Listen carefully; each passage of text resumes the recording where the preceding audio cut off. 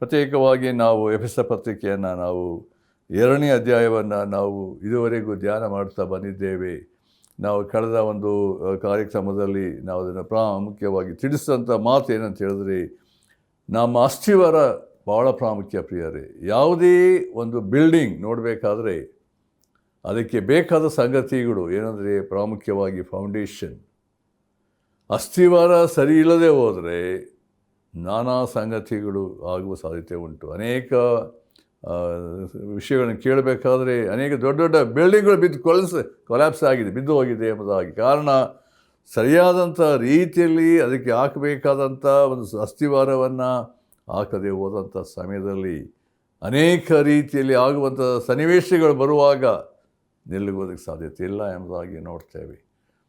ಇದು ಲೋಕದ ರೂಢಿ ಸಂಗತಿಗಳ ಬಗ್ಗೆ. ಆದರೆ ಆತ್ಮಿಕ ಜೀವಿತದಲ್ಲಿ ಕೂಡ ಪ್ರಿಯರೇ ಗಮನಿಸಬೇಕು ನಾವು. ಏನಂತ ಹೇಳಿದ್ರೆ, ನಾವು ಕರ್ತನ ಒಂದು ಅನ್ಯೋನ್ಯತೆಯ ಸಹವಾಸದಲ್ಲಿ ಮತ್ತು ದೇವರ ಪ್ರೀತಿಯಲ್ಲಿ ಮತ್ತು ಯೇಸು ಕ್ರಿಸ್ತನ ಮೂಲಕವಾಗಿ ನಮಗೆ ಸಿಕ್ಕಿದಂಥ ಅತ್ಯಂತ ವಿಶೇಷವಾದ ರಕ್ಷಣೆ, ಪಾಪದ ಬಿಡುಗಡೆ, ಸೈತಾನಿಂದ ಬಿಡುಗಡೆ, ಲೋಕದಿಂದ ಬಿಡುಗಡೆ, ಪಾಪದಿಂದ ಬಿಡುಗಡೆ ಆಗಿರಬೇಕಾದರೆ ನಮಗಿರುವಂಥ ಒಂದು ನಿರೀಕ್ಷೆ, ನಾವು ಯೇಸು ಕ್ರಿಸ್ತನಲ್ಲಿ ಒಂದೇ ಕುಟುಂಬ, ದೇವರ ಕುಟುಂಬ ಮಾತ್ರವಲ್ಲ, ಕರ್ತನನ್ನ ಮುಖಾಮುಖಿಯಾಗಿ ನೋಡುವಂಥ ದಿವಸ ಉಂಟು. ಆ ನಿರೀಕ್ಷೆಯಲ್ಲಿ ಜೀವಿಸುವಾಗ ಈ ಲೋಕದಲ್ಲಿ ಅನೇಕ ರೀತಿಯ ಹೋರಾಟದಲ್ಲಿ ನಾವು ಜೀವಿಸ್ತೇವೆ ಪ್ರಿಯರೇ. ಅದರಿಂದ ಅನೇಕ ಸೈತಾನ ದಾಳಿಗಳು ನಾನಾ ರೀತಿಯಲ್ಲಿ ಬರುವ ಸಾಧ್ಯತೆ ಉಂಟು. ಅನೇಕ ವೇಳೆ ನಮ್ಮ ನಂಬಿಕೆ ಪುಟಕ್ಕೆ ಹಾಕಲ್ಪಡುವ ಸಾಧ್ಯತೆ ಉಂಟು ಎಂಬುದಾಗಿ ನೋಡ್ತೇವೆ. ಆದ್ದರಿಂದ ಎಲ್ಲ ಸನ್ನಿವೇಶಗಳಲ್ಲಿ ಹಿನ್ನೆಲೆಯಲ್ಲಿ ನಾವು ದಾಟಿ ಹೋಗಬೇಕಾದ್ರೆ, ನಾವು ಕರ್ತನಲ್ಲಿ ಸ್ಥಿರವಾಗಿ ನಿಲ್ಲಬೇಕಾದರೆ, ದೃಢವಾಗಿ ನಿಲ್ಲಬೇಕಾದರೆ ಇರುವಂಥ ಒಂದು ಸಂಗತಿ, ದೇವರು ತನ್ನ ವಾಕ್ಯದಲ್ಲಿ ತಿಳಿಸಿರುವಂಥ ಸತ್ಯಗಳಲ್ಲಿ ದೇವರ ವಾಕ್ಯವೇ ನಮಗೆ ಆಧಾರ ಪ್ರಿಯರೇ. ಅದು ಬಿಟ್ಟು ಮನುಷ್ಯನು ಕಲ್ಪಿಸಿರುವಂಥ ಅನೇಕ ಬೇರೆ ಬೇರೆ ಆಲೋಚನೆಗಳು, ಜ್ಞಾನ ತಿಳುವಳಿಕೆ, ದೇವರ ವಾಕ್ಯವನ್ನು ಬಿಟ್ಟು ಬೇರೆ ಸಂಗತಿಗಳ ಮೇಲೆ ನಾವು ಆಧಾರವಾಗುವುದಾದರೆ ನಾವು ಕೊಲ್ಯಾಪ್ಸ್ ಆಗ್ತೇವೆ ಪ್ರಿಯರೇ. ನಮ್ಮ ಎಕ್ಸ್ಪೀರಿಯನ್ಸ್ ಆಗಿ ಅನೇಕ ಹೇಳ್ತಾರೆ, ನಮಗೆ ಅನುಭವ, ಹೀಗೆ ಅನೇಕ ಸಂಗತಿಗಳು. ನಮ್ಮ ಅನುಭವಗಳು ಮುಖ್ಯ ಅಲ್ಲ. ನಾವು ಯಾವಾಗಲೂ ನಮ್ಮ ಅನುಭವ ಯಾವುದೇ ಇರುವುದಾದರೂ ದೇವರ ವಾಕ್ಯಕ್ಕೆ ಅನುಸಾರವಾಗಿ ಉಂಟೋ, ಅದು ದೇವರು ತನ್ನ ವಾಕ್ಯವನ್ನು ತಿಳಿಸಿರುವಾಗ ಪ್ರವಾದಿಗಳ ಮೂಲಕ, ಅಪೊಸ್ತಲರ ಮೂಲಕ, ಪ್ರವಾದಿಗಳ ಮೂಲಕವಾಗಿ ತಿಳಿಸಿರುವಾಗ ವಾಕ್ಯದ ಸತ್ಯತೆಗಳನ್ನು ದೇವರು ಅದನ್ನು ಸೀಲ್ ಹಾಕಿದ್ದಾನೆ. ಅದಕ್ಕೋಸ್ಕರ ಪೌಲ್ ಬರೀಬೇಕಾದ್ರೆ 2 ತಿಮೋತಿ ನೋಡಿ ಗಮನಿಸ್ತಿದ್ದೆ. ಯಾಕೆ ಹೇಳ್ತೇನೆ ಅಂತ ಹೇಳಿದ್ರೆ, ಇದು ಭಾಳ ಪ್ರಾಮುಖ್ಯವಾದಂಥ ಸತ್ಯಗಳು ಇವೆಲ್ಲ. ಇದು 3ನೇ ಅಧ್ಯಾಯ ಅಲ್ಲಿ 16ನೇ ವರ್ಷದಲ್ಲಿ, ದೈವ ಪ್ರೇರಿತವಾದ ಪ್ರತಿಯೊಂದು ಶಾಸ್ತ್ರವು ಉಪದೇಶಕ್ಕೂ, ಖಂಡನೆಗೂ, ತಿದ್ದುಪಾಟಿಗೂ, ನೀತಿ ಶಿಕ್ಷೆಗೂ ಉಪಯುಕ್ತವಾಗಿದೆ. ದೇವರ ವಾಕ್ಯದ ಸತ್ಯತೆಗಳು, ದೇವರು ತನ್ನ ಆತ್ಮನ ಮೂಲಕವಾಗಿ ಬರೆಸಿಟ್ಟಿರುವಂಥ ಸತ್ಯಗಳಿಗೆ ಗಮನ ಕೊಡಬೇಕು, ಲಕ್ಷ್ಯ ಕೊಡಬೇಕು, ಅದನ್ನು ಹಿಂಬಾಲಿಸಬೇಕು, ಅದಕ್ಕೆ ವಿಧೇಯರಾಗಬೇಕೆನ್ನುವಂಥ ಸಂಗತಿಗಳು. ಅದಕ್ಕೆ ಯೇಸು ಕ್ರಿಸ್ತನು ಹೇಳಿದ ಮಾತು ಯೋಹಾನ ಸುವಾರ್ತೆ 8ನೇ ಅಧ್ಯಾಯದಲ್ಲಿ 30 ನೋಡುವಾಗ, ನೀವು ಸತ್ಯವನ್ನು ತಿಳಿಯುವಿರಿ, ಆಗ ಸತ್ಯವು ನಿಮ್ಮನ್ನು ಏನು ಮಾಡ್ತದೆ? ಬಿಡುಗಡೆ ಮಾಡ್ತದೆ. ಎಲ್ಲ ಅಸತ್ಯದಿಂದ, ಸುಳ್ಳಾದ ಸಂಗತಿಗಳಿಂದ, ಎಲ್ಲ ರೀತಿ ನಮ್ಮದೇ ಅಂತ ಮನುಷ್ಯನ ಆಲೋಚನೆಗಳಿಂದ ನಮ್ಮನ್ನು ಏನು ಮಾಡ್ತದೆ? ಪ್ರತ್ಯೇಕಿಸ್ತದೆ. ಆದ್ದರಿಂದ ನಿಲ್ಲಬೇಕಾದ ಸಂಗತಿ, ದೃಢವಾಗಿರಬೇಕಾದ ಏನು ಅಂತ ಹೇಳಿ ದೇವರ ವಾಕ್ಯದ ಆಧಾರದಲ್ಲಿ ಯೇಸು ಕ್ರಿಸ್ತನ ವಾಕ್ಯ ಅದೇನಂದರೆ ಅದು ದೇವರ ವಾಕ್ಯ. ಯೇಸು ಕ್ರಿಸ್ತನೇ ಸತ್ಯವಾಗಿದ್ದಾನೆ, ಆತನ ವಾಕ್ಯ ಜೀವವುಳ್ಳದ್ದು, ಸಜೀವವುಳ್ಳದ್ದು ಎಂಬುದಾಗಿ ನೋಡ್ತೇವೆ. ಇದು ನಮ್ಮ ಜೀವಿತದ ಫೌಂಡೇಶನ್. ಯೇಸು ಕ್ರಿಸ್ತನೇ ಅಸ್ಥಿವಾರ, ಯೇಸು ಕ್ರಿಸ್ತನೇ ಮೂಲೆಗಲ್ಲು. ನಾವು ಆತನ ಮೇಲೆ ನಾವು ಆತ್ಕೊಳ್ಳಬೇಕು, ಆತನಲ್ಲಿ ಐಕ್ಯವಾಗಿರಬೇಕು. ಅದಕ್ಕೋಸ್ಕರ ಯೇಸು ಕ್ರಿಸ್ತನು ಹೇಳಿದ ಮಾತು ನೋಡ್ರಿ, ಯೋಹಾನ ಸುವಾರ್ತೆ ಯಾಕೆ ಹೇಳ್ತಾ ಇದ್ದೇನೆ ಅಂದರೆ, ಇದು ದೇವರ ವಾಕ್ಯದ ಸತ್ಯತೆಗಳು ಎಷ್ಟು ಮಟ್ಟಿಗೆ ನಾವು ಅದನ್ನು ಗಮನಿಸ್ತೇವೆ, ಅದಕ್ಕೆ ಒಳಗಾಗ್ತೇವೆ, ವಿಧೇಯರಾಗ್ತೇವೆ, ಅಷ್ಟರ ಮಟ್ಟಿಗೆ ನಮ್ಮ ಜೀವಿತದಲ್ಲಿ ಏನಂತ ಹೇಳಿದ್ರೆ ಆ ಫಲವನ್ನು ಕೊಡುವುದಕ್ಕೆ ಸಾಧ್ಯತೆ ಉಂಟು. 15ನೇ ಅಧ್ಯಾಯ 7ನೇ ವಚನ ಗಮನಿಸ್ತೆಯಲ್ಲಿ, ನೀವು ನನ್ನಲ್ಲಿಯೂ ನನ್ನ ವಾಕ್ಯಗಳು ನಿಮ್ಮಲ್ಲಿಯೂ ನೆಲೆಗೊಂಡಿದ್ದರೆ ಏನು ಬೇಕಾದರೂ ಬೇಡಿಕೊಳ್ಳ್ರಿ. ದೇವರ ವಾಕ್ಯ ಸ್ಯಾಂಕ್ಷನ್ ಏನಂತ ಹೇಳಿದ್ರೆ, ಬೇಡಿಕೊಳ್ಳ್ರಿ, ಅದು ನಿಮಗೆ ದೊರೆಯುವುದು. ನೀವು ಭಾಳ ಫಲ ಕೊಡುವುದರಿಂದಲೇ ನನ್ನ ತಂದೆಗೆ ಮಹಿಮೆ ಆಗುವುದು, ಮಹಿಮೆ ಉಂಟಾಗುವುದು ಮತ್ತು ನನ್ನ ಶಿಷ್ಯರಾಗುವಿರಿ. ಇಲ್ಲಿ ಕರ್ತನು ಹೇಳುವಂಥ ಸಂಗತಿ ಅಂದರೆ, ನೀವು ನನ್ನಲ್ಲಿಯೂ ನನ್ನ ವಾಕ್ಯಗಳು ನಿಮ್ಮಲ್ಲಿ ನೆಲೆಗೊಳ್ಳಬೇಕು. ಬೇರೆಯವರು ನಿಲ್ಲಬೇಕು, ಫಲ ಕೊಡಬೇಕಾದ್ರೆ ಯೇಸು ಕ್ರಿಸ್ತನ ವಾಕ್ಯ ನಮ್ಮಲ್ಲಿ ನೆಲೆಗೊಳ್ಳಬೇಕು. ಅದೇ ಇಲ್ಲಿ ಪೌಲನು ಯಾಕೆ ಈ ಪತ್ರಿಕೆಯಲ್ಲಿ ಬರೆದು ದೇವಜನರನ್ನು ಬಲಪಡಿಸಿದ್ದಾನೆ, ಎಚ್ಚರಿಸಿದ್ದಾನೆ, ಕ್ರಮಪಡಿಸಿದ್ದಾನೆ ಅಂತ ಹೇಳಿದ್ರೆ, ಈ ವಾಕ್ಯಗಳಲ್ಲಿ ನೀವು ವಾಕ್ಯ ಸತ್ಯತೆಯಲ್ಲಿ ನೀವು ನೆಲೆಗೊಳ್ಳಬೇಕು ಎಂಬುದಾಗಿ. ನಾವು 2ನೇ ಅಧ್ಯಾಯದಲ್ಲಿ ಅನೇಕ ಸತ್ಯಗಳನ್ನು ಆಲೋಚನೆ ಮಾಡಿ ಕೊನೆಯ ವಾಕ್ಯಕ್ಕೆ ಬಂದಿದ್ದೇವೆ. ಈಗ 3ನೇ 2ನೇ ವಚನಕ್ಕೆ ಬಂದಿದ್ದೇವೆ ಈಗ. ಅದರಿಂದ ಈ ಒಂದು ವಾಕ್ಯದ ಸತ್ಯತೆಯಲ್ಲಿ ನಾವು ಯಾವಾಗ ನಾವು ದೃಢವಾಗಿ ನಿಲ್ತೇವೋ, ಅದಕ್ಕೆ ಪೌಲನು ಹೇಳ್ತಾನೆ, ನೀವು ನಿಂತಿರುವುದು ನಮಗೆ ಜೀವ ಕಳೆ, ನೀವೇ ನಮಗೆ ಜಯಮಾಲೆ ಎಂಬುದಾಗಿ ಹೇಳ್ತಿದ್ದಾನೆ. ಅನೇಕ ಪತ್ರಿಕೆ ಬರೆಯಬೇಕಾದ ಅಂದರೆ ಕರ್ತನ ನಂಬಿಕೆಯಲ್ಲಿ ದೃಢವಾಗಿ ನಿಲ್ಲಬೇಕು, ಬೇರೂರಿ ನಿಲ್ಲಬೇಕು. ಅದೇ ಪೌಲನು ತನ್ನ ಪತ್ರಿಕೆ ಬರೆಯಬೇಕಾದ್ರೆ. ಅಂದರೆ ಪ್ರಿಯರೇ, ಈ ದಿವಸಗಳು ದೇವರ ಮಕ್ಕಳಿರುವ ಜವಾಬ್ದಾರಿಕೆ ದುರ್ಬೋಧನೆಗಳು ಉಂಟು. ಈ ದಿನಗಳಲ್ಲಿ ನಾನಾ ರೀತಿಯ ವಂಚನೆ, ಸೈತಾನ ಅನೇಕರ ಮೂಲಕವಾಗಿ ದೇವರ ವಾಕ್ಯವನ್ನು ಬಿಟ್ಟು ಅನೇಕ ವೇಳೆ ಎಕ್ಸ್ಪೀರಿಯನ್ಸ್ ಅದು ಇದು ಎಂಬುದಾಗಿ ಹೇಳಿಕೊಂಡು ಅನೇಕರು ದೇವರ ಸನ್ನಿಧಾನದಲ್ಲಿ ಕಲಿಯಬೇಕಾದ ಸಮಯ, ದೇವರ ವಾಕ್ಯ ಕಲಿಯೋದು ಬಿಟ್ಟು ಅನೇಕ ಹೇಳುವಂಥ ಮಾತುಗಳಿಗೆ ಒಳಪಟ್ಟು ಹೋಗುವಾಗ ಸೈತಾನ ಏನು ಮಾಡ್ತಾ ಇದೆ, ಮೋಸದ ನಡೆಸಿದ್ದಾನೆ. ಯಾಕಂದರೆ ಸುಳ್ಳು ಬೋಧಕರು ಕೊನೆಯದೇ ಇದ್ದಾರೆ, ದೆವ್ವಗಳ ಬೋಧನೆಗಳನ್ನು ಕೀಳು ಲಕ್ಷ್ಯ ಕೊಟ್ಟು ಕ್ರಿಸ್ತ ನಂಬಿಕೆಯಲ್ಲಿ ಭ್ರಷ್ಟರಾಗ್ತಾರೆ ಎಂಬುದಾಗಿ ಪೌಲನು ಹೇಳಿದ ಹಾಗೆ 1 ತಿಮೋಥೆ 4ನೇ ಅಧ್ಯಾಯದಲ್ಲಿ ಅನೇಕ ದಿನಗಳಲ್ಲಿ ದುರ್ಬೋಧನೆ ಒಳಪಟ್ಟು ನಾಶವಾಗ್ತಿದ್ದಾರೆ ಪ್ರಿಯರೇ. ಆದ್ದರಿಂದ ದೇವರ ವಾಕ್ಯದಲ್ಲಿ ನಾವು ನೆಲೆಗೊಳ್ಳುವಾಗ ಆ ಕಟ್ಟಡ ಹೇಳಬೇಕಾದ್ರೆ, ವೃದ್ಧಿಯಾಗಬೇಕಾದ್ರೆ, ಬಲಗೊಳ್ಳಬೇಕಾದರೆ, ಇತರನ್ನು ಬಲಪಡಿಸಬೇಕಾದರೆ ನಾವು ಏನಂದರೆ ಕರ್ತನ ಕೊಟ್ಟಿರುವಂಥ ವಾಕ್ಯದ ಬೆಳಕಿನಲ್ಲಿ ನಾವು ಜೀವಿಸಬೇಕು ಎನ್ನುವಂಥದ್ದು. ದಯಮಾಡಿ ಸತ್ಯವೇದ ಇರುವುದರೊಟ್ಟಿಗೆ ಎಫೆಸ ಪತ್ರಿಕೆ 2:22ನೇ ವಾಕ್ಯ ನೋಡಬೇಕೆಂಬುದಾಗಿ ಕೇಳಿಕೊಳ್ತೇನೆ. ಅಲ್ಲಿ ಹೀಗೆ ಉಂಟು, ಆತನಲ್ಲಿ ನೀವು ಸಹ ಏನಂತೆ ಪವಿತ್ರಾತ್ಮನ ಮೂಲಕವಾಗಿ ದೇವರಿಗೆ ನಿವಾಸ ಸ್ಥಾನವಾಗುವುದಕ್ಕಾಗಿ ನಮ್ಮ ಸಂಗಡ ಕಟ್ಟಲ್ಪಡುತ್ತಾ ಇದ್ದೀರಿ. In him you also are being built together for a dwelling place of God through the Spirit ಎಂಬುದಾಗಿ ಹೇಳ್ತಿದ್ದಾನೆ.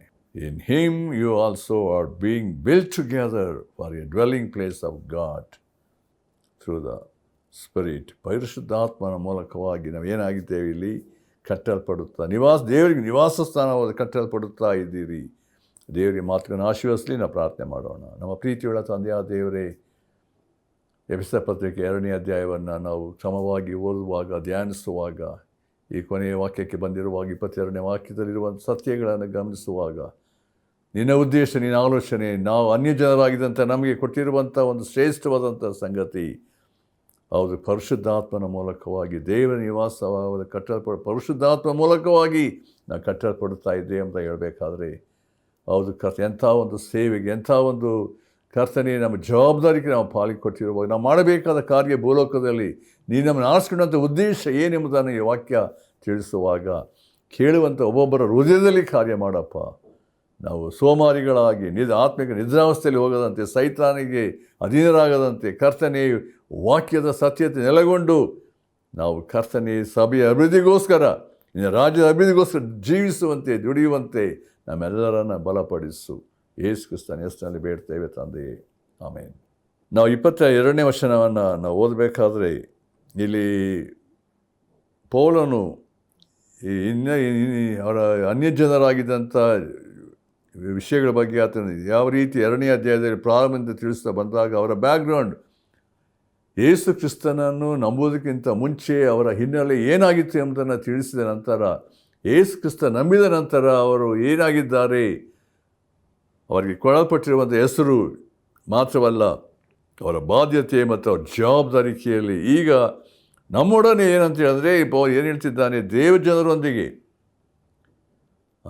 ಅಲ್ಲಿ ಅನ್ಯ ಜನರ ಒಂದು ಸಂಗತಿ ಮತ್ತು ಇದು ಯಹೂದ್ಯರು ಅಂದರೆ ಇಸ್ರಾಯೇಲರ ವಿಷಯವಾಗಿ ಪ್ರತ್ಯೇಕವಾದ ಸಂಗತಿ ಇತ್ತು. ಆದರೆ ಯೇಸು ಕ್ರಿಸ್ತನ ಮೂಲಕ ನಾವು ಒಂದೇ ಆಗಿದ್ದೇವೆ, ಒಂದೇ ಕುಟುಂಬ, ಒಂದೇ ದೇವರ ಮನೆ ಆಗಿದ್ದೇವೆ, ಒಂದೇ ಆತ್ಮ ಹೊಂದಿದ್ದೇವೆ. ನೋಡಿರಿ, ಎಲ್ಲ ವಿಷಯದಲ್ಲಿ ನೋಡಬೇಕಾದ್ರೆ ನಮ್ಮ ಹಿನ್ನೆಲೆ, ನಮ್ಮ ಕುಲ, ಭಾಷೆಗಳು, ದೇಶ ಏನೇ ಇರಬಹುದು, ಆದರೆ ಯೇಸು ಕ್ರಿಸ್ತನ ರಕ್ತದ ಮೂಲಕವಾಗಿ ನಾವು ಒಂದೇ ಎಂಬಂಥ ಒಂದು ಆತ್ಮಿಕ ಒಂದು ಸ್ಥಿತಿಗೆ ಇಲ್ಲಿ ಒಳಪಡಿಸಿರುವ ಪರಿಶುದ್ಧಾತ್ಮನ ಮೂಲಕ ನಮ್ಮನ್ನು ಒಟ್ಟಾಗಿ ಅನ್ಯೋನ್ಯತೆಗೆ ನಮ್ಮನ್ನು ಸೇರಿಸಿದ್ದಾನೆ ಎಂಬುದಾಗಿ ಹೇಳಬೇಕಾದ್ರೆ ಇಲ್ಲಿರುವಂಥ ಒಂದು ಸತ್ಯ ಏನಂತ ಹೇಳಿದ್ರೆ, ಇಲ್ಲಿ ವಾಕ್ಯದಲ್ಲಿ ಓದಿದ ಪ್ರಕಾರ ಆತನಲ್ಲಿ ಆತನಲ್ಲಿ ಅಂತ ಹೇಳಬೇಕಾದ್ರೆ ಯೇಸು ಕ್ರಿಸ್ತನಲ್ಲಿ ನೀವು ಸಹ ಏನಂತೆ ಪವಿತ್ರಾತ್ಮನ ಮೂಲಕವಾಗಿ ದೇವರಿಗೆ ನಿವಾಸ ಸ್ಥಾನವಾಗುವುದಕ್ಕಾಗಿ ನಮ್ಮ ಸಂಗಡ ಕಟ್ಟಲ್ಪಡ್ತಾ ಇದ್ದೀರಿ. ಇಲ್ಲಿ ಪಾರ್ಟ್ನರ್ಶಿಪ್ ಬಗ್ಗೆ ನೋಡ್ತೇವೆ.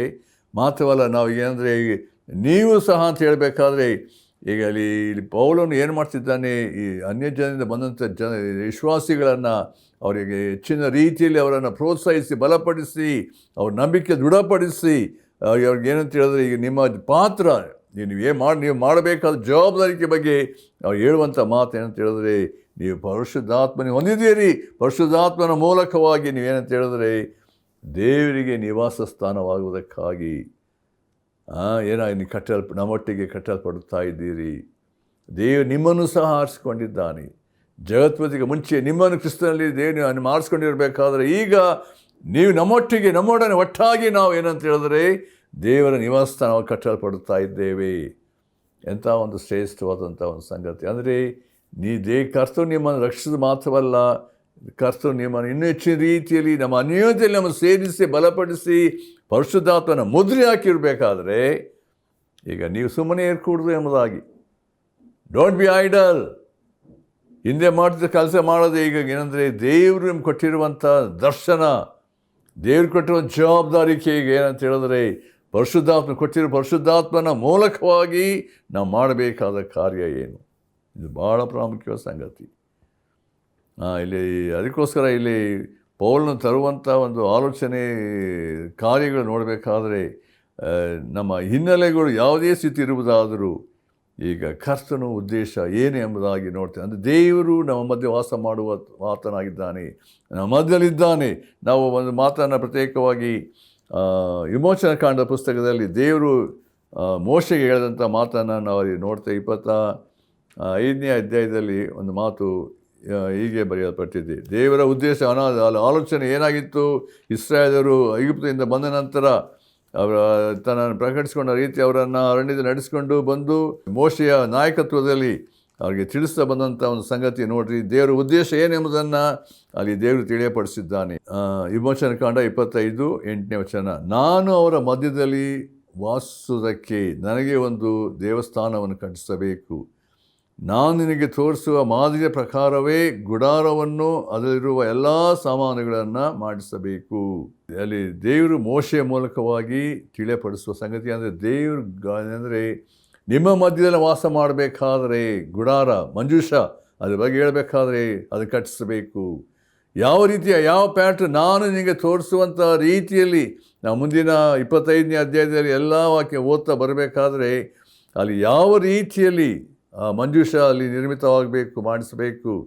ಅಂದರೆ ಅದರಲ್ಲಿ ದೇವರ ಪ್ರಸನ್ನತೆ, ದೇವರ ಸಾನ್ನಿಧ್ಯ, ದೇವರ ಧ್ವನಿ ಕೇಳಿಸ್ಕೊಳ್ಳುವಂಥ ಒಂದು ಸಂಗತಿ ಎಂಬುದಾಗಿ ನಾವು ನೋಡ್ತೇವೆ ಪ್ರಿಯರೇ. ಇಲ್ಲಿ ಭಾಳ ಪ್ರಾಮುಖ್ಯ ಸಂಗತಿ ಅಂದರೆ ಡ್ವೆಲ್ಲಿಂಗ್ ಪ್ಲೇಸ್ ಆಫ್ ಗಾಡ್, ದೇವರು ವಾಸಿಸುವಂಥ ಸ್ಥಳ ಏನು.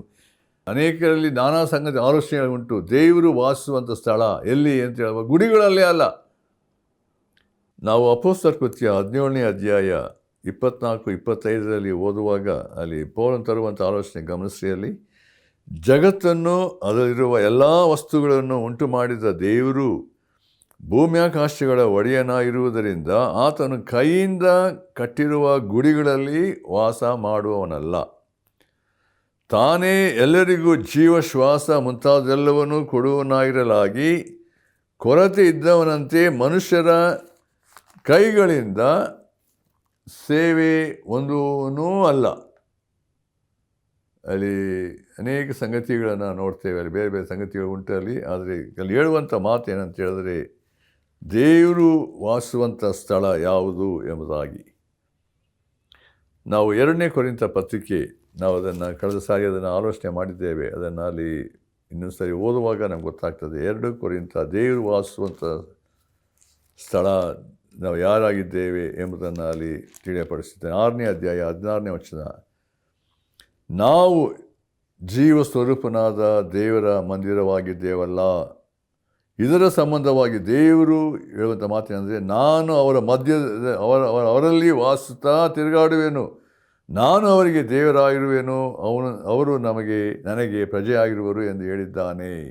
ತರುವಂಥ ಒಂದು ಆಲೋಚನೆ ಅಂತ ಹೇಳಿದ್ರೆ ನಾವು ಯಾರಾಗಿದ್ದೇವೆ ಅಲ್ಲಿ ಇರುವಂಥ ಒಂದು ಸಂಗತಿಯಲ್ಲಿ ನಾವು ಅದನ್ನು ನೋಡಬೇಕಾದ್ರೆ ನಾವು ಅನೇಕ ಭಾಗದಲ್ಲಿ ಅದನ್ನು ನಾವು ನೋಡ್ಬೋದು. ದೇವರು ನಮ್ಮನ್ನು ಏನಂತ ಹೇಳಿದ್ರೆ ಯಾವ ಒಂದು ಸ್ಥಿತಿಯಲ್ಲಿ ಇಟ್ಟಿದ್ದಾನೆ ಎಂಬುದಾಗಿ ನೋಡಬೇಕಾದ್ರೆ 1 ಕೊರಿಂಥ ಅದನ್ನು ನಾವು ಕಳೆದ ಸಾರಿ ಅದನ್ನು ಆಲೋಚನೆ ಮಾಡಿದ್ದೇವೆ. 3ನೇ ಅಧ್ಯಾಯ ನಾವು ಯಾರಾಗಿದ್ದೇವೆ ಎಂಬುದನ್ನು ಅಲ್ಲಿ ಪೌಲನು ತಿಳಿಸುವಾಗ 1 ಕೊರಿಂಥ 3:16 ನೀವು ದೇವರ ಆಲಯವಾಗಿದ್ದು ನೀವು ದೇವರ ಆಲಯವಾಗಿದ್ದೀರಿ ಎಂದು ದೇವರ ಆತ್ಮ ನಿಮ್ಮಲ್ಲಿ ವಾಸ ಮಾಡುತ್ತಾನೆಂಬುದು ನಿಮಗೆ ಗೊತ್ತಿಲ್ಲವೋ.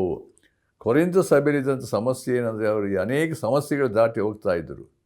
ಅನೇಕ ರೀತಿಯ ಒಂದು ಅವರಲ್ಲಿ ಸೈತಾನ ಎಷ್ಟರ ಮಟ್ಟಿಗೆ ತಂದು ಹಾಕಿದ್ದಾನೆ ಅಂದರೆ, ನಾನು ಪೌಲನವನು, ಕೇಫನವನು, ಅಪೊಲ್ಲೋಸನವನು, ನಾನಾ ಒಂದು ರೀತಿ ಕಚ್ಚಾಟಗಳಿತ್ತು. ಆದರೆ ಪೌಲನು ತನ್ನ ದೇವರ ವಾಕ್ಯದ ಮೂಲಕವಾಗಿ ನೀವು ಯಾರಾಗಿದ್ದೀರಿ, ನಾವು ಏನಾಗಿದ್ದೇವೆ, ಪ್ರತಿ ಸಂಗತಿಗಳನ್ನು ದೃಢಪಡಿಸಿ ಹೇಳುವಂಥ ಮಾತುಗಳನ್ನು ಇಡೀ ಎರಡು ಕೊರಿಂಥ ಪತ್ರಿಕೆಗಳಲ್ಲಿ ಬರೆದವರನ್ನು ಕ್ಷಮಪಡಿಸುವಂಥ ರೀತಿಯ ನೋಡ್ತೇವೆ. ನಾವು ದೇವರ ದೃಷ್ಟಿಯಲ್ಲಿ ನಾವು ಏನಾಗಿದ್ದೇವೆ, ನಾವು ದೇವರ ಆಲಯವಾಗಿದ್ದೇವೆ. ಅಂದರೆ ದೇವರ ಆತ್ಮ ನಮ್ಮಲ್ಲಿ ವಾಸ ಮಾಡ್ತಾ ಇದ್ದಾನೆ. ಅದಕ್ಕೋಸ್ಕರ ಪೌಲನು 2 ಕೊರಿಂಥ ಪತ್ರಿಕೆ ಬರೆಯಬೇಕಾದ್ರೆ, ನೀವು ಜೀವ ಸ್ವರೂಪನ ದೇವರ ಮಂದಿರವಾಗಿದ್ದೀರಲ್ಲ, ದೇವರ ಆತ್ಮ ನಿಮ್ಮಲ್ಲಿ ವಾಸ ಮಾಡ್ತಾನೆ ಎಂಬುದು ನಿಮ್ಗೆ ಗೊತ್ತಿಲ್ಲವೋ. ನೋ ಯಿ ನಾಟ್ ಅನ್ನೋ ಮಾತನ್ನು ಉಪಯೋಗಿಸ್ತಾನೆ ನೋಡಿ. ಪ್ರತ್ಯೇಕ 1 ಕೊರಿಂಥ 6:19 ನೋಡಬೇಕಾದ್ರೆ ಒಂದು ಮಾತು ಹೇಳ್ತಾನೆ, ದೇವರಿಂದ ದೊರಕಿ ನಿಮ್ಮೊಳಗೆ ನೆಲೆಗೊಂಡಿರುವ ಪವಿತ್ರಾತ್ಮನಿಗೆ ನಿಮ್ಮ ದೇಹವು ಗರ್ಭಗುಡಿಯಾಗಿದೆ ಎಂಬುದು ನಿಮಗೆ ತಿಳಿಯದು. ಅಂದರೆ ದೇವರ ಆತ್ಮ ನಮ್ಮಲ್ಲಿ ವಾಸ ಮಾಡುವಾತನು, ದೇವರು ನಮ್ಮ ಕೂಡ ವಾಸ ಮಾಡುವಾತ ನಮ್ಮಲ್ಲಿ ಇರಬೇಕಾದ್ರೆ ಇದು ನಿಮಗೆ ತಿಳುವಳಿಕೆ ಇಲ್ಲವೋ, ಜ್ಞಾನ ಇಲ್ಲವೋ ಎಂಬ ರೀತಿಯಲ್ಲಿ ಮುಂದೆ 20ನೇ ವರ್ಷ, ನೀವು ನಿಮ್ಮ ಸ್ವಂತ ಸೊತ್ತಲ್ಲ, ನೀವು ಕ್ರಯಕ್ಕೆ ಕೊಳ್ಳಲ್ಪಟ್ಟವರು ಆದ ಕಾರಣ ನಿಮ್ಮ ದೇಹದಲ್ಲಿ ದೇವರ ಪ್ರಭಾವವನ್ನು ಪ್ರಕಾಶಪಡಿಸಿರಿ. ಈ ಎಲ್ಲ ವಾಕ್ಯಗಳಲ್ಲಿ ನಾವು ನೋಡಬೇಕಾದ್ರೆ ಇಲ್ಲಿ ಕರ್ತನು ತಿಳಿಸುವಂಥ ಸಂಗತಿಗಳು, ಪೌಲನು ತಿಳಿಸಿರುವಂಥ ಪ್ರತಿ ಸಂಗತಿಗಳನ್ನು ಗಮನಿಸಬೇಕಾದ್ರೆ ನಾವು ದೇವರ ದೃಷ್ಟಿಯಲ್ಲಿ ನಾವು ಯಾರಾಗಿದ್ದೇವೆ, ನಾವು ದೇವರ ಆಲಯವಾಗಿದ್ದೇವೆ. ದೇವರಾತ್ಮ ನಮ್ಮಲ್ಲಿ ವಾಸ ಮಾಡುವಾಗ ಆತನ ಪ್ರಸನ್ನತೆ, ಆತನ ಸಾನ್ನಿಧ್ಯ ನಮ್ಮಲ್ಲಿ ಯಾವಾಗಲೂ ನೆಲೆಗೊಂಡಿರುವಂಥದ್ದು. ಅದು ಕಟ್ಟಡ ಅಲ್ಲ, ಬೇರೆ ಯಾವ ಸಂಗತಿಗಳಲ್ಲ. ಸಭೆ ಅಂತ ಹೇಳಬೇಕಾದ್ರೆ, ಆತನ ಆಲಯ ಅಂತ ಹೇಳಬೇಕಾದ್ರೆ, ದೇವರ ಮಕ್ಕಳು ಒಟ್ಟಾಗಿ ಸೇರಿ ಬರುವಾಗ, ದೇವರ ಪ್ರಸನ್ನತೆಯಲ್ಲಿ ನಾವು ಸೇರಿ ಬರುವಾಗ, ಆತನ ಆತ್ಮೀಯ ರೀತಿಯಲ್ಲಿ ಸತ್ಯಕ್ಕೆ ತಕ್ಕಾಗಿ ಆರಾಧಿಸಿ ಘನಪಡಿಸಿ ಸ್ತುತಿಸುವಾಗ ದೇವರ ಮಧ್ಯದಲ್ಲಿ ವಿಶೇಷವಾಗಿ ಆತ ಮಹಿಮೆ ಹೊಂದುವಂಥವನಾಗಿದ್ದಾನೆ ಎಂಬುದಾಗಿ ನೋಡ್ತೇವೆ. ನಾವು ಯಾಕೆ ಸಭೆಯಾಗಿ ಸೇರಿ ಬರಬೇಕು? ಸಭೆಯಾಗಿ ಸೇರಿ ಬರುವ ಸಮಯದಲ್ಲಿ ದೇವರ ಪ್ರಸನ್ನತೆಯನ್ನು ಹೆಚ್ಚಾಗಿ ನಾವು ಅನುಭವಿಸುವುದಕ್ಕೆ ನಮಗೆ ಸಾಧ್ಯತೆ ಉಂಟು ಎಂಬುದಾಗಿ ನಾವು ನೋಡ್ತೇವೆ. ಇಲ್ಲಿ ಪೌಲನು ಈ ಜನರಿಗೆ, ಅನ್ಯ ಜನರಿಂದ ಬಂದಂಥವು ಅಂದರೆ ಅವ್ರ ಹಿನ್ನೆಲೆ ಬೇರೆ ಇದ್ದರೂ ಕೂಡ, ಈಗ ನೀವು ಏನಂದರೆ ಆತನ ಯೇಸು ಕ್ರಿಸ್ತನಲ್ಲಿ ನೀವು ಏನಂದರೆ ಪವಿತ್ರ ಆತ್ಮನ ಮೂಲಕವಾಗಿ ನೂತನ ಜೀವಿತ, ನೂತನ ಅನುಭವ, ನೀವು ಪರಿಶುದ್ಧನಾತ್ಮನ ಮೂಲಕವಾಗಿ ನೀವು ಏನಂದರೆ ಪರಲೋಕ ಸಮಸ್ತವರಾಗಿದ್ದೀರಿ, ಪರಿಶುದ್ಧಾತ್ಮ ಮುದ್ರೆನ ಹಾಕಿದ್ದೀರಿ. ಉದ್ದೇಶ ಏನಂದರೆ, ಯಾಕೆ ಪರಿಶುದ್ಧಾತ್ಮ ನಿಮ್ಗೆ ಕೊಡಲ್ಪಟ್ಟಿದೆ ಅಂತ ಹೇಳಬೇಕಾದ್ರೆ, ನಿಮ್ಮನ್ನು ಸಕಲ ಸತ್ಕಾರ್ಯಕ್ಕೆ ಆತ್ಮೀಯ ರೀತಿ ಸತ್ಯಕ್ಕೆ ತಕ್ಕಾಗಿ ನಡೆಸುವ ಆತ್ಮ ಪರಿಶುದ್ಧಾತ್ಮನೂ ಅಷ್ಟೇ ಅಲ್ಲ, ಇಲ್ಲಿ ಏನಂದರೆ ದೇವರ ನಿವಾಸ ಸ್ಥಾನವಾಗುವುದಕ್ಕೆ ನಮ್ಮ ಸಂಘ ಕಟ್ಟಲ್ಪಡುತ್ತಾ ಇದ್ದೀರಿ. ಅಂದರೆ ಹೇಗೆ ನಾವು ಕರ್ತನ ರಾಜ್ಯದ ಅಭಿವೃದ್ಧಿಯಲ್ಲಿ ಸಭೆ ಬೆಳೆಯಬೇಕಾದರೆ ಅದು ಕ್ಷೇಮಾಭಿವೃದ್ಧಿ, ಈ ಸಭೆ ಏನಂದರೆ ಸತ್ಯಕ್ಕೆ ಸ್ತಂಭವಾಗಿರಬೇಕಾದರೆ ನಾವು ನಮ್ಮ ಪಾತ್ರದಲ್ಲಿ ಪ್ರತಿಯೊಬ್ಬರು ಏನಂದರೆ ರಕ್ಷಿಸಲ್ಪಟ್ಟಂಥ ಪ್ರತಿಯೊಬ್ಬರಲ್ಲಿ ಇರುವಂಥ ಜವಾಬ್ದಾರಿಕೆಯಲ್ಲಿ ನಾವು ಕರ್ತನ ಮಹಿಮೆಗಾಗಿ, ಅದಕ್ಕೋಸ್ಕರ ಪೌಲನು ಕೊರಿಂಥ ಪತ್ರಿಕೆ ಹೇಳಬೇಕಾದ್ರೆ, ನಿಮ್ಮ ದೇಹದಲ್ಲಿ ದೇವರ ಪ್ರಭಾವವನ್ನು ಪ್ರಕಾಶಪಡಿಸಿರಿ. ನಾವು ಈ ಲೋಕದಲ್ಲಿ ಇರುವಂಥ ಒಂದು ಜವಾಬ್ದಾರಿಕೆ ಕಾರ್ಯ ಏನಂತ ಹೇಳಿದ್ರೆ, ನಮಗಾಗಿ ಅಲ್ಲ, ಸ್ವಾರ್ಥಕ್ಕಾಗಿ ಜೀವಿಸುವಂಥದ್ದಲ್ಲ, ಕರ್ತನ ರಾಜ್ಯದ ಅಭಿವೃದ್ಧಿಗೋಸ್ಕರ, ಕರ್ತನನ್ನು ಮಯಪಡಿಸುವಂತೆ, ಕರ್ತನ ಚಿತ್ತವನ್ನು ನೆರವೇರಿಸುವಂತೆ ಆತನ ಕೊಟ್ಟಿರುವ ಜವಾಬ್ದಾರಿಕೆಯಲ್ಲಿ ಆತನ ಪಾದ ಸೇವೆಯನ್ನು ಮಾಡಿ ಅನೇಕರನ್ನು ಕ್ರಿಸ್ತನ ಬಗ್ಗೆ ನಡೆಸುವಂಥ ಜವಾಬ್ದಾರಿಕೆ. ಈ ದಿನ ನೋಡಿ, ಅನೇಕರು ಏನಂದರೆ ಯೇಸು ಕ್ರಿಸ್ತನನ್ನು ನಂಬದೆ ಅಂಧಕಾರದಲ್ಲಿ, ಸೈತಾನ ಬಂಧನದಲ್ಲಿ, ನಿರೀಕ್ಷೆಯಲ್ಲದೆ ಅನೇಕ ನಿತ್ಯ ನಾಶನಕ್ಕೆ ಹೋಗ್ತಿದ್ದಾರೆ. ಸುವಾರ್ತೆಯನ್ನು ಪ್ರಕಟಿಸಬೇಕೆಂಬಂಥ ಒಂದು ಜವಾಬ್ದಾರಿಕೆ ನಮ್ಮ ಪಾಲಿಗೆ ಕೊಡಲ್ಪಟ್ಟಿರುವಾಗ, ಕರ್ತನು ನಮ್ಮನ್ನು ಪ್ರತಿ ವಿಷಯದಲ್ಲಿ ದೇವರೇ ನಿನ್ನ ಮಹಿಮೆಗಾಗಿ ನಾನು ಉಪಯೋಗಿಸಪ್ಪ, ನಡೆಸು. ನಾವಂದರೆ ಸಭೆ ಅಭಿವೃದ್ಧಿ ಆಗಬೇಕಾದ್ರೆ ಏನಂತ ಹೇಳಿದ್ರೆ, ಎಲ್ಲಿ ಸುವಾರ್ಥ ಸೇವೆ ಇರ್ತದೋ, ಎಲ್ಲಿ ನಾವು ಕರ್ತನ ಚಿತ್ತವನ್ನು ನೆರವೇರಿಸೋದಕ್ಕೆ ಆತನು ಹೇಳಿದ ರೀತಿಯಲ್ಲಿ ನಾವು ಮಾಡಬೇಕಾದಂಥ ಕಾರ್ಯ. ಅದಕ್ಕೋಸ್ಕರ ಪೌಲನು ಹೋದಂಥ ಎಲ್ಲ ಮಿಷನರಿ ಜರ್ನಿಯಲ್ಲಿ ನೋಡಬೇಕಾದ್ರೆ ಆತ ಮಾಡಿದಂಥ ಒಂದು ಕಾರ್ಯ, ಸಭೆಯಲ್ಲಿ ಸುವಾರ್ತೆ ಸಾಲ್ಪಟ್ಟಿತ್ತು, ಸಭೆಗಳ ಸ್ಥಾಪನೆ ಆಯಿತು. ಅಷ್ಟೇ ಅಲ್ಲ, ಅಲ್ಲಿ ಏನಂತ ಹೇಳಿದ್ರೆ ಮುಂದೆ ನೋಡ್ತೇವೆ, ತಿಮೋತಿಯ ಮೂಲಕವಾಗಿ ಮತ್ತು ತೀತನ ಮೂಲಕವಾಗಿ ಅನೇಕ ಆತನ ತಯಾರಿಸಿದಂಥ ಎಲ್ಲ ಮುಖ್ಯ ಜನರ ಮೂಲಕವಾಗಿ ಏನಂತ ಹೇಳಿದ್ರೆ ಸಭೆಯಲ್ಲಿ ಇರಬೇಕಾದ ಶಿಸ್ತು ಕ್ರಮ ಹೇಗಿರಬೇಕು ಅಂತ ಹೇಳಿದ್ರೆ ಉದ್ದೇಶ ಅವರ ಆತ್ಮಿಕ ರೀತಿಯಲ್ಲಿ ಬೆಳವಣಿಗೆಯಲ್ಲಿ ಮುಂದೆ ಬರಬೇಕೆನ್ನುವಂಥ ಉದ್ದೇಶ. ಅಂದರೆ ಸಭೆಯ ಏಳಿಗೆಗೋಸ್ಕರ, ಸಭೆಯ ಅಭಿವೃದ್ಧಿಗೋಸ್ಕರ ನಾವು ಎಫೆಸ ಪತ್ರಿಕೆ ನೋಡಿದ್ದೇವೆ. ದೇವರು ಅಪೊಸ್ತಲರನ್ನು, ಪ್ರವಾದಿಗಳನ್ನು ಕೊಟ್ಟಿದ್ದಾನೆ, ಉಪದೇಶಕರನ್ನು ಕೊಟ್ಟಿದ್ದಾನೆ.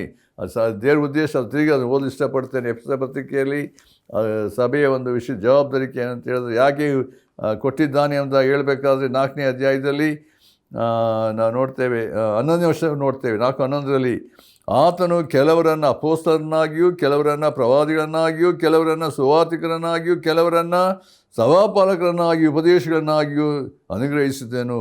ಕಾರಣ 11ನೇ ವರ್ಷ ನಾವೆಲ್ಲರೂ ನಂಬಿಕೆಯಿಂದಲೂ ದೇವಕುಮಾರನ ವಿಷಯವಾದ ಜ್ಞಾನದಿಂದಲೂ ಉಂಟಾಗುವ ಐಕ್ಯವನ್ನು ಹೊಂದಿ ಪ್ರವೀಣತೆಗೆ ಬಂದವರಾಗಿ ಕ್ರಿಸ್ತನ ಪರಿಪೂರ್ಣತೆ ಎಂಬ ಪ್ರಮಾಣವನ್ನು ಮುಟ್ಟುವ ತನಕ ದೇವಜನರನ್ನು ಯೋಗಸ್ಥಿತಿಗೆ ತರುವ ಕೆಲಸಕ್ಕೋಸ್ಕರವೂ ಸಭೆಯ ಸೇವೆಗೋಸ್ಕರವೂ ಕ್ರಿಸ್ತನ ದೇಹವು ಅಭಿವೃದ್ಧಿ ಆಗುವುದಕ್ಕೋಸ್ಕರವೂ ಆತನು ಇವರನ್ನು ಅನುಗ್ರಹಿಸಿದನು.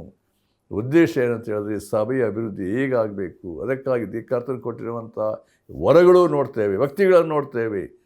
ಉದ್ದೇಶ ಅದು ಅಭಿವೃದ್ಧಿ ಹೊಂದುತ್ತಾ ಹೋಗಬೇಕು. ಸಭೆ ಹೇಗೆ ಬೆಳೀತಾ ಹೋಗ್ಬೇಕಂತ ಹೇಳಿದ್ರೆ ಪರಿಶುದ್ಧಾತ್ಮನ ಮೂಲಕವಾಗಿ ಐಕ್ಯವನ್ನು ಕಾಪಾಡಿಕೊಳ್ಳುವಾಗ ನಾವು ಅದಕ್ಕೋಸ್ಕರ ಮುಂದಿನ ವಾಕ್ಯ ನೋಡಬೇಕಾದ್ರೆ ನಾವು ದುರ್ಬೋಧನೆ ಒಳಗೋಗಿ ನಾವು ವಂಚನೆಗೆ, ದುರ್ಬೋಧಕರ ವಂಚನೆಗೆ ಕುಯುಕ್ತಿ ಒಳಬಿದ್ದು ನಾನಾ ಉಪದೇಶಗಳಿಂದ ಕಂಗೆಟ್ಟು ಗಾಳಿಯಿಂದ ಅತ್ತಿತ್ತ ನುಗ್ಗಿಸಿಕೊಂಡು ಹೋಗುವಂಥರಾಗಿರಬಾರ್ದು. ಮುಂದೆ ನಾವು ಎಚ್ಚರಿಕೆಯ ವಾಕ್ಯವನ್ನು ಅದು 4:14 ನೋಡ್ತೇವೆ. ಸಭೆಯ ಭದ್ರತೆ, ಸಭೆಯ ಏಳಿಗೆ, ಸಭಾ ನಾಯಕರಿಗೆ ಕೊಡಲ್ಪಟ್ಟಂಥ ಜವಾಬ್ದಾರಿಕೆಯಲ್ಲಿ ಹೇಗೆ ಸಭೆಯನ್ನು ನಡೆಸ್ಕೊಂಡು ಹೋಗಬೇಕೆನ್ನುವಂಥ ಒಂದು ಜವಾಬ್ದಾರಿಕೆ ಉಂಟು. ಅದಕ್ಕೋಸ್ಕರ ಕರ್ತನು ಯಾಕೆ ಸಭೆಯ ನಾಯಕರು ಕೊಟ್ಟಿದ್ದಾನೆ, ಎಲ್ಡರ್ಸ್, ಪಾಸ್ಟರ್ಸ್, ಯಾರು ದೇವರು ಅವ್ರನ್ನ ಕೊಟ್ಟಿರೋ ಜವಾಬ್ದಾರಿಕೆಯ ಲೀಡರ್ಶಿಪ್ನಲ್ಲಿ ನಾವು ಹೇಗೆ ಅದನ್ನು ನಡೆಸ್ಕೊಂಡು ಹೋಗಬೇಕೆನ್ನುವಂಥದ್ದು ಭಾಳ ಪ್ರಾಮುಖ್ಯ. ಪ್ರಿಯರೇ, ನಾವು ಎಫೆಸ ಪತ್ರಿಕೆಯನ್ನು ಓದಬೇಕಾದ್ರೆ ಒಂದು ಸರಿಯಾದಂಥ ಒಂದು ಫೌಂಡೇಶನ್, ದೇವರ ವಾಕ್ಯದ ಬೋಧನೆಯನ್ನು ನೋಡ್ತೇವೆ. ಒಂದು ಸಭೆ ಅಂತ ಹೇಳಬೇಕಾದ್ರೆ ಹೇಗಿರಬೇಕು, ಯಾವ ರೀತಿ ನಡೆಸ್ಕೊಂಡು ಹೋಗಬೇಕು, ಪ್ರತಿ ಸಂಗತಿಗಳನ್ನು ಅಲ್ಲಿ ಹಂತವಾದ ರೀತಿಯಲ್ಲಿ ಪೌಲನು ಅದನ್ನು ತಿಳಿಯಪಡಿಸಿ ವಿಶ್ವಾಸಿಗಳನ್ನು ಬಲಪಡಿಸಿ ಧೈರ್ಯಪಡಿಸಿ ಅವರನ್ನು ಕಟ್ಟುವಂಥ ರೀತಿಯಲ್ಲಿ ಬೆಳೆಸಿದಂಥ ರೀತಿಯಲ್ಲಿ ಅವರು ಹೇಗೆ ತಮ್ಮ ಜವಾಬ್ದಾರಿಕೆ ತಿಳಿದು ಜೀವಿಸಬೇಕೆಂಬಂಥ ಸ್ಪಷ್ಟವಾದಂಥ ರೀತಿಯಲ್ಲಿ ಅವರಿಗೆ ಒಂದು ಫೌಂಡೇಶನ್ ಹಾಕಿದ್ದಾನೆ ಎಂಬುದಾಗಿ ನೋಡ್ತೇವೆ. ಆದ್ದರಿಂದ ನಾನು ಮತ್ತೊಮ್ಮೆ ಹೇಳ್ತೇನೆ, ಈ ಪತ್ರಿಕೆಯನ್ನು ಓದ್ರಿ. ಎಫೆಸ ಪತ್ರಿಕೆಯನ್ನು ಓದುವಾಗ ನಮ್ಮ ಆತ್ಮಿಕ ಜೀವಿತದಲ್ಲಿ ಹೇಗೆ ನಾವು ಬಲಗೊಳ್ಳಬೇಕು, ಏನು ಮಾಡಬೇಕು, ಹೇಗೆ ಜೀವಿಸಬೇಕು, ಪ್ರತಿ ವಿಷಯಗಳನ್ನು ಇಲ್ಲಿ ಪೌಲನು ಈ ತಿಳಿಸಿರುವ ಸಂಗತಿಗಳಲ್ಲಿ ನಾವು ಆತ್ಮಿಕ ಜೀವಿತದಲ್ಲಿ ದಿನೇ ದಿನೇ ವೃದ್ಧಿಯಾಗುತ್ತಾ ಯೇಸು ಕ್ರಿಸ್ತನ ಪರಿಪೂರ್ಣ ಸ್ಥಿತಿಗೆ ಬರುವಂತೆ, ಆ ಪರಿಪೂರ್ಣ ಅಂದರೆ ಆತನು ಇಟ್ಟಿರುವಂಥ ಆ ಮೈ ಮೇಲೆ ಜೀವಿಸುವಂತೆ ದೇವರು ನಮ್ಮನ್ನು ಈ ವಾಕ್ಯಗಳನ್ನು ಬಲಪಡಿಸುವಂಥದ್ದಾಗಿದೆ.